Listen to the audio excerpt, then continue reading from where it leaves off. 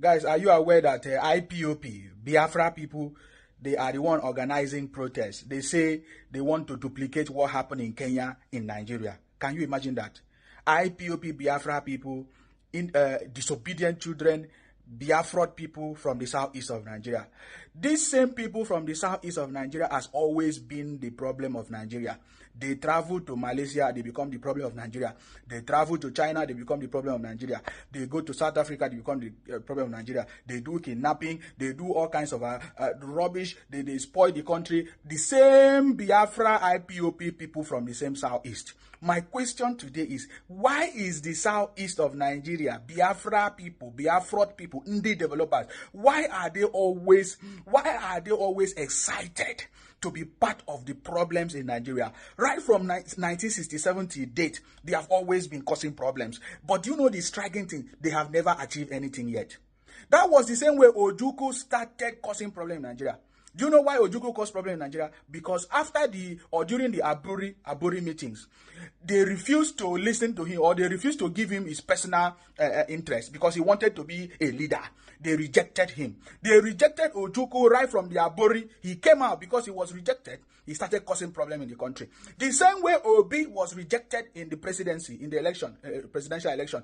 Today, his brothers and Obi, they are causing problems all over the country. Now they are hiding under Labour Party or Labour whatever. They say they want to protest, they want to scatter everywhere.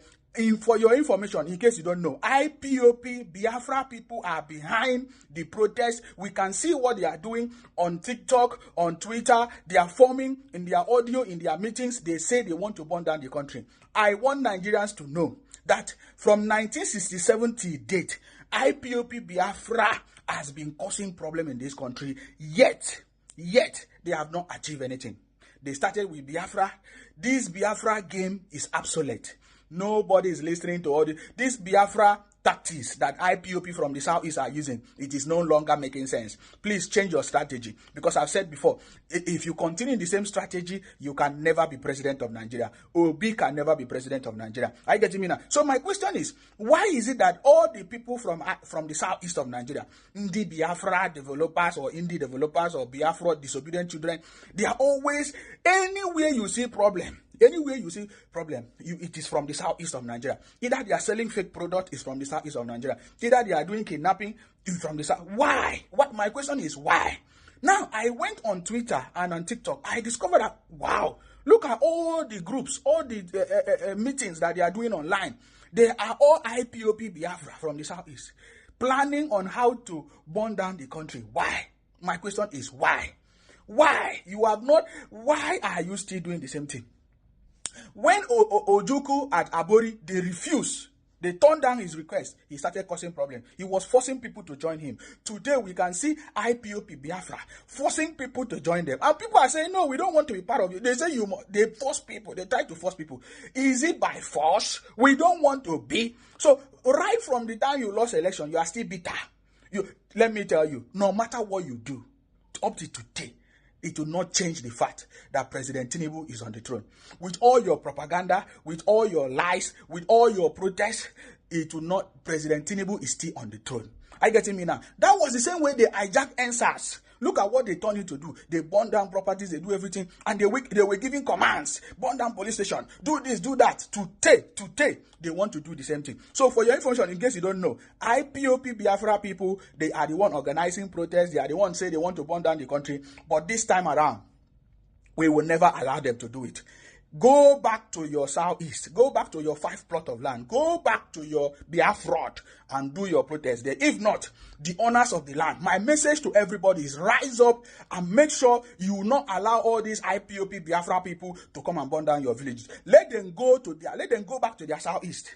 Let them do whatever they want to do in their southeast. Enough is enough. This nonsense must stop. And for you to become the president of Nigeria, you must apologize to Nigerians for all the calamity and lies and propaganda that you have meted on Nigeria for a very long time. Bunch of criminals. President Tinubu is on the throne, whether you like it or not. May God bless our president. May God bless our Senate president. And may God bless the Federal Republic of Nigeria. Guys, stay blessed until I come your way next time. Bye for now. ẹ̀yin èèyàn ẹ má bínú mo kí yín tẹ̀sọ́tẹ̀sọ́, mo kí yín tológun, gbogbo ọmọ Yorùbá tó ń bẹ ní orígun mẹ́rẹ̀ẹ̀rin àgbáyé, mo kí yín. Ẹ kú déédé àsìkò yìí níbikíbi tẹ́ bá wà. Ṣé rí ẹ wo nǹkan tẹ́ wò tán sí yẹn. Ọmọ Yorùbá ọ̀pọ̀lọpọ̀ nínú wa ni kì í nígbàgbọ́ nínú ara wọn. Gbogbo ohun tí Yorùbá bá sọ kì í ṣe bẹ́ẹ̀ ní mínì létí ọ̀pọ̀lọpọ̀ àwọn ọmọ Yorùbá. Mi sọ pé gbogbo Yorùbá o. Gbogbo Awólọ́wọ̀ ń sọ̀rọ̀ ńjọ́sí, ó ní mínì létí àwọn kan, kò ní mínì létí àwọn kan. Gbogbo àti bàbá Akíntọ́lá sọ̀rọ̀ ńjọ́sí, ó ní mínì létí àwọn kan, kò ní mínì létí àwọn kan. Gbogbo ọ̀rọ̀ táwọn bàbá Bọ́lá Ìgè sọ, ó ní mínì létí àwọn kan, kò ní mínì létí àwọn kan. Gbogbo ọ̀rọ̀ tí Chief Ọbáfẹ́mi Awólọ́wọ̀ bá Jákàndé, Bọ́lá Ìgè àti bàbá wa Jásin sọ ń jọ́ sí lórí a particular person, ó ní mínì sáwọn kan nù wọn, kò ní mínì sáwọn kan. So a máa pursue dára wa díẹ̀ náà ni. Inú mi dùn, ẹnu Yorùbá kọ́lẹ̀ ti gbọ́ ìtẹ́ ìgbọ́tàn yẹn. Ọmọ Ìgbò ló sọ yẹn. Èyí máa wá sọ pé Sokoti wà tribalistic. Sokoti wà tribalistic. Ọ̀dà ẹ̀dá kan torí Ọlọ́run. Àwọn Ìgbò gangan fúnra ara wọn mọ̀ wípé tí wọ́n bá ń sọ̀rọ̀ tribalism láyé, àwọn nìkan làwọn wà bẹ́ẹ̀. Àbí Ìgbò ṣe máa pe Èkó no man's land. Kí ni níbo náà ti ronú wá, níbo ni Ìgbò ti ronú wá kí Lagos State tó di no man's land lẹ́nu wọn. Ibo náà lọ tán bá bẹ̀ jẹ́. Ẹ sọ kọ́ńtì tán lọ bóyá láfíríkà ni o, ní Europe ni o, lẹ́nu ẹ sọ tán ní padà sọ orílẹ̀-èdè yìí lẹ́nu. Ṣùgbọ́n dísìtẹ́ fi rí pé mi ò kí ń condemn wọn ní entirety ni pé ṣé bí ọmọ Ìgbò náà lẹ́nu tó sọ̀rọ̀ tán yẹn. Ọmọ Ìgbò lẹ́nu tó sọ̀rọ̀ tán yẹn náà. So tá a bá ń bú ẹtù orí a máa fọ́ àwo. Dísìtẹ́ fi rí pé mi ò lè kí ń kó gbogbo wọn papọ̀ nìyẹn. Torí àwọn ọlọ́pọlọ wà nù wọn gan. Àwọn tí bí yẹn kan pọ̀ jù. Àwọn náà ń realize nǹkan táwọn ń ṣe. Tí ẹ bá sọ̀rọ̀ ọmọ Yorùbá lójú ọmọ Ìgbò, Olúwa o, ẹ wele. Stop teaching. Igbo parents need to stop teaching their children tribalism because all these things start from upbringing. Look at what this person is saying. I made a list of 5 states in Nigeria where you can find the best wife material. I didn't mention any Igbo state. I did my thing. I made sure everything is professional. And you people brought yourself inside and start insulting everybody. The most annoying thing is even the Igbo girls that are insulting everybody in the comment section. We all know that those girls got no love in them. They have no love to offer you.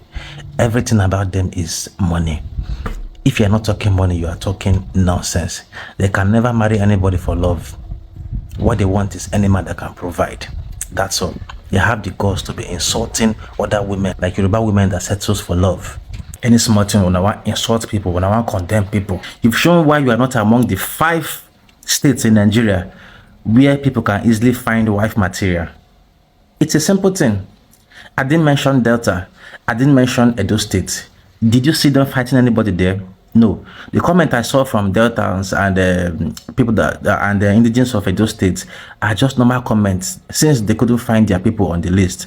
They are trying to create awareness in the comment section saying, okay, our people are nice too. There are good things in our place, you know. Simple. But Igbo girls is insult upon insult, insulting all the whole tribes. You think you are perfect. You've shown the whole world that you are not anything close to wife material. The evidence is in the comment section. All the nonsense you people are saying, people are watching. You've shown that you are the kind of women that fights your husband. You've shown that you are the kind of women that only want a man with money. A man that can take care of you, do everything for you, while you sit at home and do nothing. Rubbish. It's high time you people abandon your bad characters so that men can marry you people. so that men can come and pay your bride price, because the rate of single women in the East now is alarming. Nobody is paying bride price again. Nobody's coming for you guys. Men are going out to marry Yoruba people, marry people from abroad, while you guys are there looking for a man with money. You guys don't have love. Only what you people know is money. That's all. Now, for some few Igbo men that disagreed with my opinion, I want to ask you one question. What do we call Yoruba people? We call them Ndofe Manu. What is Ndofe Manu? Ndofe Manu means oily soup people. Now, what do Yoruba people call us? They call us Omo Igbo. What is Omo Igbo? Omo Igbo means Igbo child. Can you see the difference? No, spot the difference. We have something bad to say about all the whole tribes in Nigeria. We have terrible names to call all the whole tribes in Nigeria. But we, the Igbos, we are perfect. Nothing is wrong with us. We are angels from heaven. We are the Israelites. We are God's own people, you know. God gave us that Igbo land. We are the first people on earth, you know. Even Akwa Ibom people that are our neighbors in Igbo land, we still have names for them. Jesus Christ. When I go to the comment section, I look at what our people are typing there. Jesus Christ.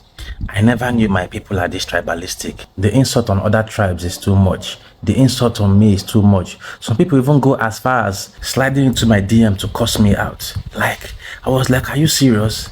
Especially Igbo women. So you people want to be the best wife in the whole Nigeria, and you guys have monetized everything about relationship and marriage. I'm beginning to think maybe we, the Igbos, we are suffering from ignorance, because it's like other tribes has moved on, but we are still holding grudges. We are still tighten up everywhere. No wonder in the East we don't sell our lands. No way. We want to keep our land. We want to hold everything. If people are trying to come to our land, we will say they are coming to take our land. If you don't sell your land, how is Coca-Cola supposed to come and invest in the East? How are we supposed to develop when nobody is selling their land? How are companies supposed to get land to build their factory or company in the East and employ the indigents? We need to free our minds. We need to accept people, and we need to have love in our hearts. The white man that you are going to his country and become citizen, if he is like you, how will you become a citizen of America? How will you become a citizen of the United Kingdom? How? Sọ̀rọ̀ pé Igbo tó lọ ní ìlélẹ́yìn náà. Àbí ẹ fẹ́ sọ fún mi pé ẹ mọ̀ pé Igbo ni. Nítorí pé ìrírí ayé ẹ̀ ló jẹ́ kó kọ́gbọ́n nínú pé ìgbéyàwó wo ló ń wà successful jù. Ìgbéyàwó wo ló ní ìfaradà. Kì í ṣe sọ̀rọ̀ ìgbéyàwó tẹ́ lọ ta ilé tọ̀nà yín nítorí pé ẹ fẹ́ dáná o. Ọmọ Yorùbá ló máa sọ wípé ìyàwó ẹ̀ sọ pé ó ti raṣọ fún òun. Just because wọn ò fẹ́ ní lára, wọn ò fẹ́ ní ọkọ lára, wọ́n mọ̀ pé tí ọmọ àwọn bá débẹ̀ nǹkan kan ni ó máa jẹ. Àwa ní ìrònú débẹ̀ yẹn. Àwọn ẹlòmíràn lọ ta mọ́tò, wọ́n lọ ta ilé, wọ́n lọ ta gbogbo ẹ̀ ní kí wọ́n tó lè san owó. Ó dá ìyẹn gbọ́ nǹkan tẹ́ni ìwí. Ó praise àwọn tí wọ́n jẹ́ house materials or wife materials. Ẹgbọ́n tọmọ Ìgbò ẹgbẹ́ rẹ̀ bẹ̀rẹ̀ sí ní sọ nípa Yorùbá. Àwọn kan máa ranjú mọ́ mi pé èmi wà tribalistic. So mo gbọ́dọ̀ máa wo àwọn ọmọ Ìgbò níran kan máa condemn ìran tèmi because mo fẹ́ ṣe ọmọ Nàìjíríà dáadáa. Màá máa wò wọ́n ràn. Àbí nítorí bá ti pè mí náà ni màá ní mò ń jẹ́. Nítorí bá ti pè ràn mí náà la máa ní ràn mí ń jẹ́. Ṣé rí ẹ̀yin èèyàn? A mọ̀ nídìí láti ṣọ́ra gan. Wàláhì a nídìí láti ṣọ́ra. Àwọn ọmọ Ìgbò yìí náà dẹ̀ mọ̀ wípé ọrùn àwọn ni wàhálà wà. Okay, tún distance ọmọ Ìgbò ilé. Igbo man that cannot keep a single document about the Igbo history is claiming that he's a Jewish migrant to Nigeria. How are we Jewish migrants to Nigeria? Jews are good with keeping documents. We don't want to look honestly to our history. We don't want to look honestly to our past. Most of us are just very comfortable with the lies. From Igbos migrated from Israel to we are now Biafra. Why are we linking ourselves to things that are very far away? Why can't we look closely? There is nothing as bad as self-deceit. We cannot continue to deceive ourselves. It is very important for us to look at our past. It is very important for us to look at our history to enable us march forward. According to Socrates, know thyself, O man, for an unexamined life is not worth living.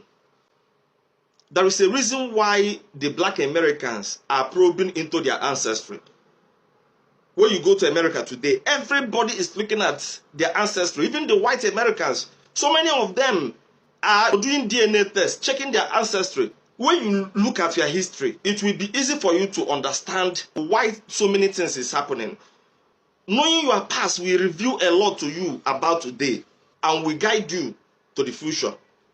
When you look at the life of Igbo man in Nigeria, you would understand that, yes, we are doing a lot of things right. But why is it that we are not gaining results? Igbos need to look at their history, honestly. For instance, we are answering Igbo people. But why is it that the word Igbo has meaning in Yoruba language, but it does not have meaning in Igbo language? Apart from the fact that we are Igbo, Igbo means nothing else in Igbo language. Check out the Yoruba. They have what they call Igbo. They call it Igbo or Ubo. Ubo means farmland in Igbo language, whereas in Yoruba, Igbo means forest. If we must progress in this country, Nigeria, we need to look deeply into our history. We need to look at our past. It is very important. And I believe that we should start looking at the Yorubas. If we are not starting about our past, our future is not secured. Our future is not assured. Even if we get to Biafra, we still have to go back and look at our past.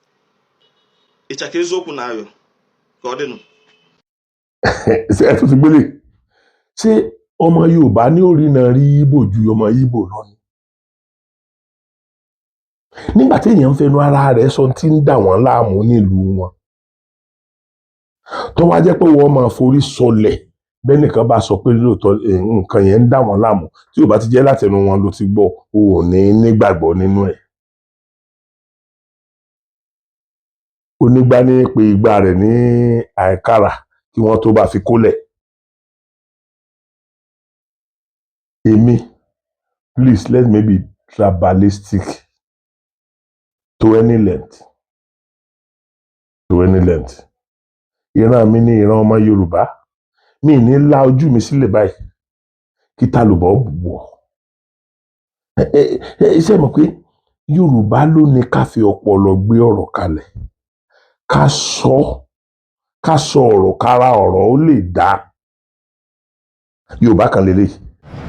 Yes, my message also goes to the religious leaders, the church leaders, and Muslim leaders, Islam leaders, even the traditional leaders, and all the religious leaders in all Yoruba states, churches, place of worship, and place of sacrifices or temples and churches, mosques, in all Yoruba state and territory. Let all our religious leaders give this warning to all your parishioners, all your members, all your followers, that none of them should get involved in this coming fake protest that some evil people are planning to stage in Yoruba state, to be precise, in Lagos.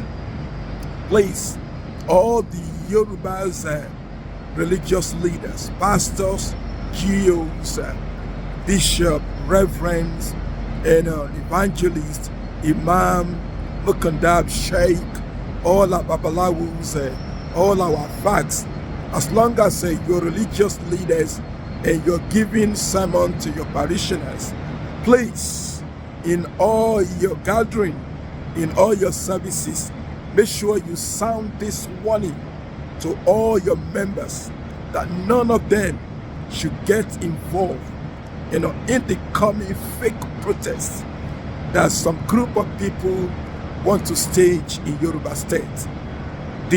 That protest is evil protest. It is a destructive protest, a protest of destruction. And allow me let you aware of this. Remember, there is a law, there is a government in all the Yoruba State and territory. Religious leaders, if you don't want your people not to get involved in those coming protests, you might see that the end is not going to be good, because the law is going to take effect on all of them. Because this is the time for the Yoruba State governor to get up and to be united and to work hard to make sure that any destructive protest is not going to be staged in any of the Yoruba states. Like I said before, I don't against protest. All nations do protest, peaceful protest. But if any group want to protest Nigeria, there are federal houses, federal institutions in each state in Nigeria. Each group that want to protest could go to their state and face the federal houses, federal, Senate federal institution in their state and make their protest. Why should people now want to make Lagos, Ibadan, Osogbo, Ife, our Yoruba State Authority, why should they bring their protest from their own state to our state? We shouldn't allow that. That is my message to the governors, and all the religious leaders in Yoruba State. You must sound this warning to your parishioners. None of them should get involved, especially the students, in your state, in your churches. Sound this warning to them in the mosque, in the traditional places. Sound this warning to your people that none of them should get involved in this fake, destructive protest. If anybody want to protest, go to your states and face the federal government house in your state and make your protest. Yoruba land, is Yoruba land. Why should people bring their own protest to Yoruba land? No, we don't want that. But for such a thing not to happen, religious leaders, this is your responsibility. This is your job. You need to sound a warning to your people so that at the end, they will not regret their action. Thank you and God bless you. Mo rò pé ẹni tí wọ́n ń pè ní ìran ọmọ Yorùbá, ìran ọmọ aládé, ìran ọmọ aládé ó tún kẹ́nìkan tóun náà tún sọ̀rọ̀ lórí ọjọ́ iwájú tí èmi ń predict yìí. Ẹ wò. They said there's going to be a protest. They call it End Bad Government Protest. My Yoruba people, hope you know that this protest is not for you because it's an agenda. Before I tell you the bitter truth why the protest is not for we, the Omoluabi, if you are following Very Dark Man, yes, help me to tag him to this video. He is the one championing this partisan protest. He needs to see it. Very Dark Man, although people see you as an activist, but to me, you are just a performative activist. This is my perception about you. You said you want to end bad government. Now, let me ask you, Very Dark Man, can you end bad government? Can you end bad government? As long as we have bad people in the society, we would always have bad people in the government. But when we have good system of government, the bad people in government will always be forced to be good in governance. When the system is bad, the few good people in governance will be corrupt by the system because the system is the foundation of the government. Very Dark Man, as an activist, one of your role is advocating for policy reform. I've never seen you come out and call for constitutional amendment. Yes, the fact you all know is that our constitution has been the evil that is fighting every one of us in this country because it is corrupt. When the foundation of a country is bad, how do you expect the structure to be good? You abandon what you're supposed to do and you are championing the wrong cause. As an activist who wants good governance, then you should be fighting for fiscal federalism. We leave the system that is producing the bad governance and abetting it. We want to end bad government. You know, when the federal government has been trying to get the state government sign local government autonomy bill since Buhari regime, Tinubu still became president and the state governor refused to sign the bill. You see what happens in a country where they have bad system of government. Yes, this is where we need activists like very dark man, but you will not see them because they don't really care about good governance. That is why I said they don't want this protest for good governance. They want it because they don't like this present administration. This protest is politically motivated. You want to end bad government when you could have end bad system of government you are running. When you could have end this corrupt system we are using. Even when the president wants to bring in good policy, the bad system, we keep blocking it. Do you know that Mr. President told the state government to bring land so that he can invest in agriculture in each state? Up till now, the governor are still docile about it. No one is saying anything because Tinubu is the real enemy we are targeting. No one is putting pressure on the state governor when they fail. No activists will talk, no one will protest. Just assume Mr. President did not choose those governors who failed to sign local government autonomy bill to court. That is how the bill will just waste away, where we have people like very dark man. But you won't see them. This is why I'm telling you, these people are not after good governance. They are being used. If you allow them to sway you, then you are foolish. A trendy video online has revealed that those people that have been parading themselves online not to participate in this protest are also the ones doing the funding of this protest and sponsoring it. Yes, we know. They have been saying it everywhere that they are not participating. Meanwhile, they are the brain behind it. They are the one behind it. The reason why they are making it look like they won't participate is that they have a target. They don't want the protest to happen in their region. And by the time they don't protest in their region, nobody will suspect. But secretly, they are the brain behind this protest because they have an agenda you don't know about. Because they want to use you. That is why they call it protest. But they have an agenda. How you want to replicate what happens in Kenya? Oh, what happens in Kenya was not planned. No one fixed a date. It was not politically motivated.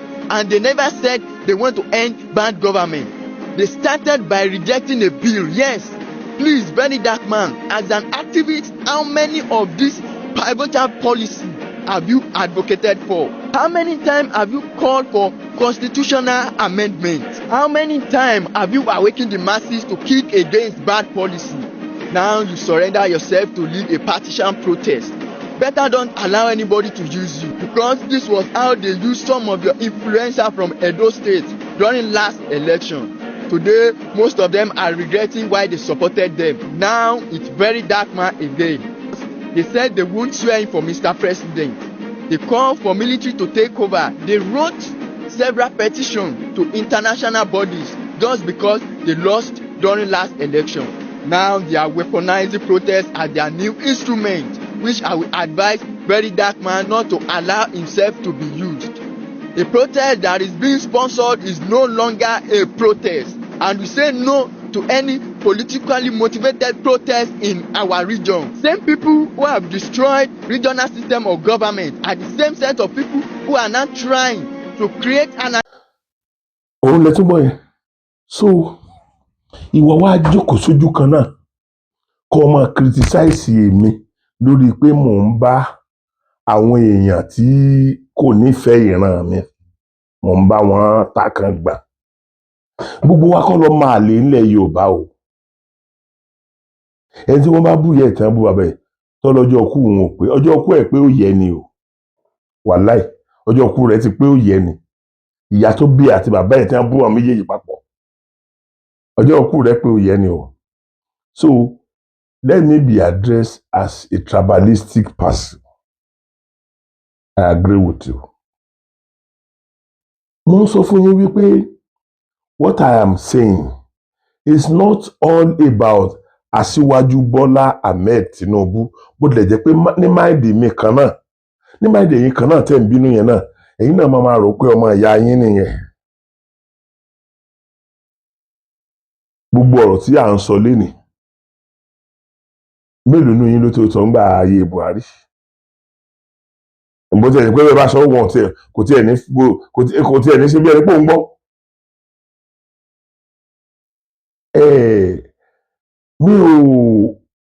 mi ò dúró pé tẹ́ bá rí nǹkan tí ò dáa tàbí mi ò dúró pé ká má complain lórí ìnira tó bá ilẹ̀ Nàìjíríà. No, Aṣíwájú ní agbára àwọn ká ni wọ́n fi jáde láti wá ṣe. Bí àdánwò bá ti wá ń ṣẹlẹ̀ lórí ẹ̀ ó yẹ ká complain, ó yẹ kẹ́rù sá. Tẹ́rù bá wá sá tán ó yẹ kó lówó ẹ̀ náà wà. Tá a bá bínú ẹ jẹ́ ká máa mọ ibi tá a máa bínú dé. ẹ jẹ́ ká máa mọ ibi tá a máa bínú dé. Mo gbà pé ìlú ò dáa, inú ẹnì kankan ò dùn, pàápàá jùlọ gbogbo àwọn tán wà ní diaspora yẹn. Ṣé ẹ mọ̀ pé owó táwọn diaspora ń fi ránṣẹ́ tẹ́lẹ̀ ẹni tó jẹ́ pé bóyá 50,000 ní sẹ́ndì sí ìyá tàbí bàbá ní every week tó bá ti gba sálárì ẹ̀.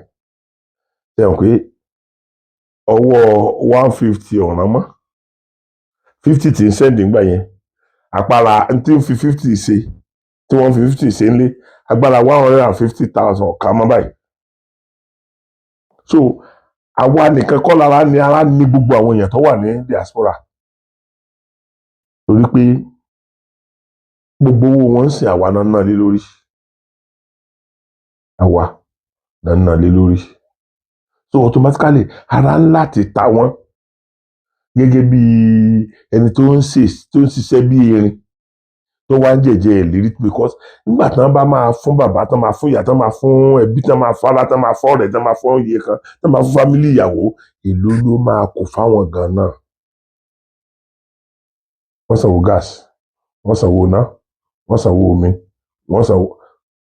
wọ́n sanwó mímí tán mí gan. So ẹ̀yin èèyàn ẹ má jẹ́ ká máa politicize gbogbo nǹkan. Èmi bẹ́ẹ̀ ṣe wò mí tí n bá rí ẹnìkan tó bá dìde láti ọ̀dọ̀ ta ni mo rí pé hate jù báyìí o tàbí tí kì í ní táwa Yorùbá hate jù báyìí o onídìrí tá a bá rí ẹnìkan tó bá dìde látọ̀dọ̀ onídìrí tó fi sẹ́ǹsì sọ̀rọ̀ ẹ má jẹ́ àtáàkì ẹ̀ lórí nǹkan tó ti ṣẹlẹ̀ sẹ́yìn mọ́. Ó ṣeé ṣe kí ó jẹ́ pé ẹni yẹn ti wá rí ìmọ́lẹ̀ ló fi sọ̀tọ̀ sọ yẹn ṣùgbọ́n ẹ bọ̀ bá díẹ̀ àfi kẹ́ ẹ tún dá padà sóko àárọ̀ ni. Kí ló dé? Ṣé bọ́mọ Yorùbá jọ ni gbogbo wa tó jẹ́ pé tí Yorùbá kan bá sọ̀rọ̀ àfi kẹ́ ẹ bù. Gẹ́gẹ́ bí mo ṣe ń sọ mo ti discover pé ọ̀pọ̀lọpọ̀ ọmọ ni wọ́n bí sílẹ̀ Yorùbá ẹlòmíì tí ìsọmọ ọ̀ràn wa bàbá ẹ̀ gan ilẹ̀ Yorùbá wọn bí sí. So ilẹ̀ Yorùbá wọn bàbá ẹ̀ sí ilẹ̀ Yorùbá wọn bò náà sí. So automatically kò sí bí ò ṣe ní lè sọ Yorùbá bí Sòkòtì ṣe ń sọ yìí. Tóbi wọn bá wá sọ̀rọ̀ tàbí wọn bá táìpù mẹ́sẹ̀gì ẹ̀yin ló ti dàlé wọn lẹ́yìn rẹpẹtẹ. Àwọn èèyàn tó bá wá ń sọ̀rọ̀ tó jẹ́ ọ̀rọ̀ ọlọ́gbọ́n instead kí irú ẹni yẹn pósìtì fídíò rẹ̀ káwọn ọmọ Yorùbá kí wọ́n ti kọ́kọ́ sọ̀rọ̀ lọ rẹpẹtẹ lọ́rọ̀ dáadáa irọ́ ẹ jẹ́ káwọn ọlọ́rọ̀ burúkú yẹn kọ́kọ́ bẹ̀rẹ̀. So àwọn èèyàn àwọn ẹgbẹ́ wọn máa sọ lé lórí lọ torí àwọn ti rí nǹkan tó dùn mọ́ wọn nínú first comment ẹ kọ́kọ́ give. Yorùbá ni mí Yorùbá ni yín tí n bá wá ń jà lórí pé gbogbo ẹni tó bá fẹ́ jà lórí rálì eléyìí kó padà lọ sí state ẹ̀ síbí kálukú ní state tiẹ̀ àbí state ilẹ̀ Yorùbá nìkan nìyà ti ń jẹ yín ni ẹ̀yin àjòjì yẹn ni mo bá wí o kì í sáwọn ọmọ Yorùbá o ṣé state ti Yorùbá nìkan nìyà ti ń jẹ yín ṣé ìyà ò jẹ yín state yín tó bá jẹ́ pé bẹ́ẹ̀ náà nìyà ń jẹ yín state yín kí ló mú yín tẹ̀lé padà lọ ṣe protest yín ní ìlú tiyín èmi sọ pé ká má ṣe protest wàláì ẹ̀yin ọmọ Yorùbá mi mú yín lọ́wọ́ àti ṣe protest torí a ní láti fi ẹ̀dùn ọkàn wa hàn pé ìlú ò lọ bó ṣe yẹ kó lọ ìlú ò rọrùn ìlú ò rọgbọ nípa ká sì máa pariwo bẹ́ẹ̀ òun ni àwọn ìjọba tó wà lórí ipò lénìí ni wọ́n fi mọ̀pára ni àwọn aráàlú ni wọ́n fi àjọsí lórí tí wọ́n bá lè àjọsí lórí ẹ̀ kí ìdẹ̀rùn ó lè bá wa aráàlú kò sí dẹ̀rùn kankan nílùú Nàìjíríà mọ́ báyìí àṣẹ bàbá Aṣíwájú Bọ́lá Ahmed Tinubu kò sí nǹkan kan tó ń jẹ́ ìdẹ̀rùn ní Nàìjíríà báyìí Ọlọ́run Elédùmarè lẹ́ ń gbọ́ kò sí nǹkan kan tó jọ ìdẹ̀rùn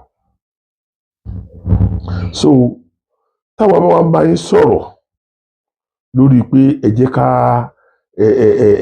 ẹ̀yin lẹ sọ pé ẹ lè ṣe àwa náà dẹ̀ gbàgbọ́ pé ẹ lè ṣe òun la fi tẹ̀lé yín tó fi di pé ìjọba yìí bẹ̀rẹ̀ oríṣiríṣi ọ̀rọ̀ láti gbọ́ sẹ́yìn táwọn èèyàn ti sọ sí wa bó lè yẹ pé tẹ́ ẹ bá padà ṣe dáadáa náà àwa ò ní láti ta sáwọn yẹn padà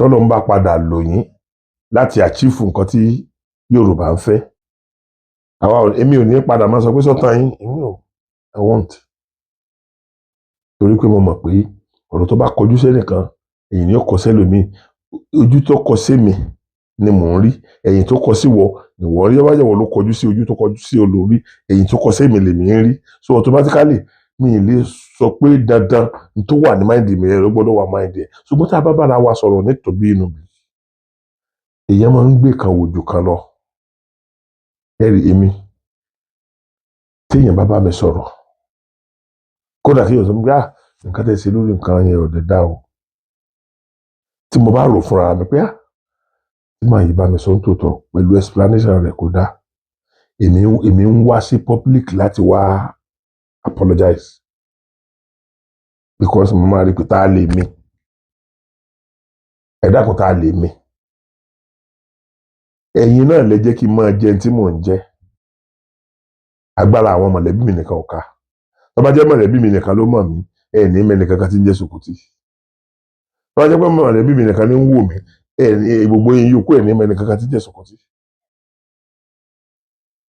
Ibi tí mo dúpẹ́ lọ́wọ́ ìran Yorùbá délé ni pé ibi tẹ́ ẹ tì mí dé yìí a bloody primary 6 living certificate holder ibi tẹ́ ẹ tì mí dé lónìí ẹ̀yin yìí náà ni o tó kí sí gbogbo ẹnu ni mo fi lè sọ̀rọ̀ sí yín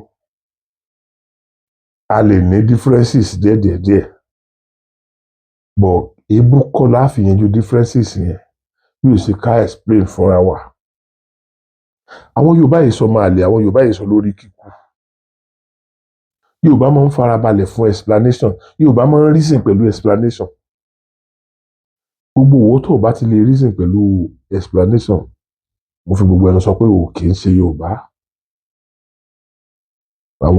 àwọn èèpo kọ̀ọ̀kan tó wà láàrin àlùkámà ilẹ̀ Yorùbá ló jẹ́ yẹn èmi ò ní kí Gàmbàrí ọmọ sọ rárá o kọ́ mọ́ fi kí mọ̀lẹ́bí tèmi ni o èmi ò ní ká má jáde ká má ṣe Ọlọ́run gbọ́ tèmi náà bá rí rálì tán ṣe ńlẹ̀ Yorùbá tí mo bá rí wípé rálì tó lọ nírọ̀wọ́ rọ̀ṣẹ̀ ni wàláì Ọlọ́run Olódùmarè ń gbọ́ èmi náà ó jáde láti wá fi fọ́ọ̀sì mi síta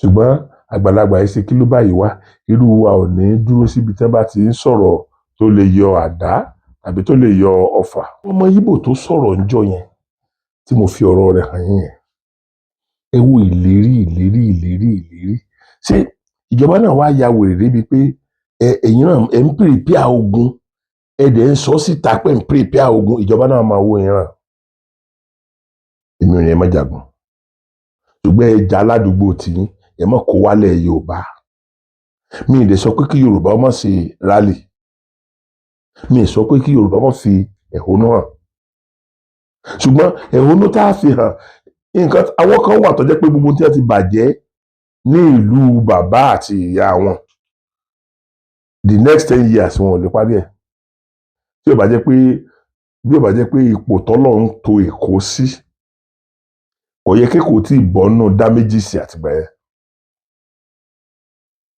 òkè sáwà nìkan làwa nìkan ló yẹ ká jìyà ẹ̀ nígbà tó jẹ́ pé kálukú náà ló ní ìlú tiẹ̀ ẹ̀ lọ bàlú tiyín jẹ́ tán mọ́ ìlú tiwa yẹn lẹ́wọ̀n a máa tẹ́ bàtì so ẹ̀yin èèyàn mi ò ní sọ́jú báyìí lọ ní tí mo sá sọ ni pé èmi ò ní kẹ́ ẹ máa ṣe rálì o ṣùgbọ́n kí kálukú ọ lọ sí stéètì ẹ̀kọ́ lọ ṣe rálì ẹ jẹ́ káwọn ọmọ Yorùbá dúró nílẹ̀ Yorùbá láti ṣe rálì kò sí ọmọ Yorùbá tó máa dúró nílẹ̀ Yorùbá láti ṣe rálì tí ọ̀rọ̀ Yorùbá ò ní tí nǹkan tó ń jẹ́ Yorùbá ò ní bà lẹ́rù wọn ò ní fẹ́ ṣe aburú so therefore mo rọ gbogbo àwọn ọmọ Yorùbá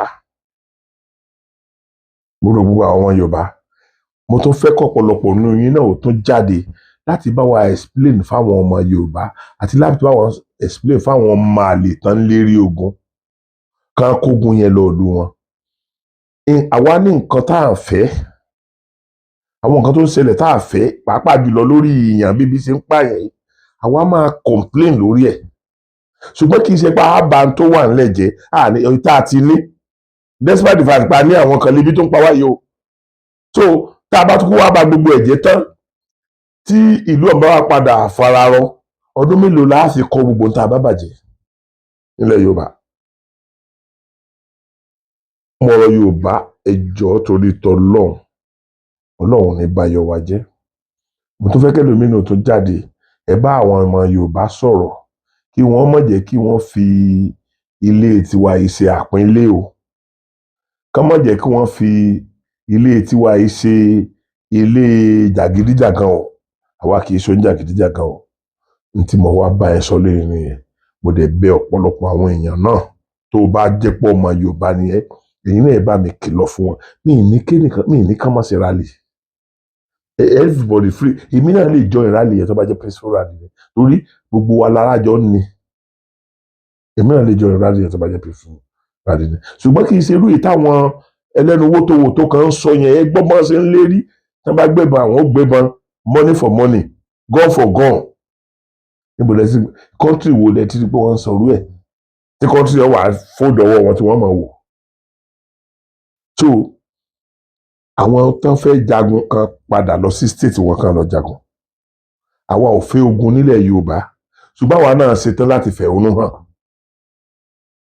a ṣetán láti jẹ́ kí Aṣíwájú Bọ́lá Ahmed Tinubu máa tó ń lọ torí pé tá a bá jáde tá a bá complain believe pé it is still well náà ni it's not well at all àdánwò ń bẹ níta àdánwò ń bá àwọn èèyàn gidigidi so àdánwò yìí Ọlọ́run ní ṣe ládàtàn fún wa gbogbo ohun tí àwa ọmọ Yorùbá agitate fún pẹ̀lú ògo Ọlọ́run yóò tẹ̀ wá lọ́wọ́ tó bá wá tẹ̀ wá lọ́wọ́ tán ìwọ tó ń wò mí yìí wọn ní fi ẹ́ ṣàwátì pẹ̀lú ògo Ọlọ́run á jẹ́ kó lẹ́nu ń bẹ̀ iṣẹ́ ọwọ́ rẹ tó ṣe ní ọwọ́ ara rẹ ló gbẹ̀tọ́ ara rẹ ẹnu rẹ ló kì ẹ̀tọ́ rẹ bọ̀